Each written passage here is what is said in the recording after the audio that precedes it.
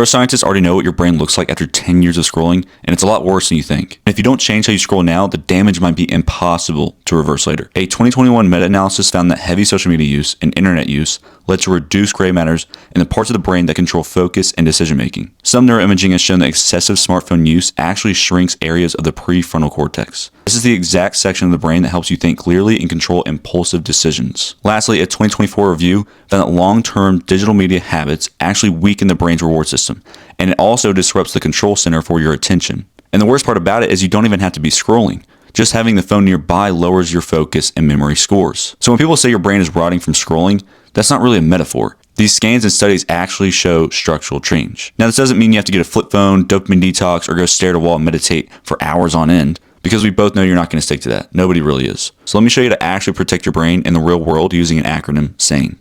We need to reduce our doom scrolling, but more importantly, we need to replace this newfound time with something actually healthy for our brains. Choose walks, sports like pickleball or basketball. Use reading on a topic that you're genuinely interested in, or watch documentaries or more slow-form YouTube videos on topics that you genuinely are interested in. Spend your inputs moving or learning instead of scrolling. Add friction. We need to make choosing doom scrolling as hard as we possibly can. One of the main culprits of doom scrolling is that it's so easy to do, so we mindlessly do it. We don't even realize that we're doing it sometimes. So for me, what actually worked was 1, putting my phone on grayscale. 2, every time I logged into social media, when I was done with it, I would log out. So now I had to log back in every time I was going back into social media. 3, make a burner Instagram. I followed 5 creators so I could consume their stuff. Within 10 minutes, I'd be done for the day. The rest of Instagram was kind of boring to me. This made the whole app of Instagram boring because there's nothing really new to see. There's no novelty. Nudge your brain. Use apps like Opal, Offscreen, Refocus, and many more that will give you a pop-up before you scroll. This little nudge can stop you from mindlessly scrolling.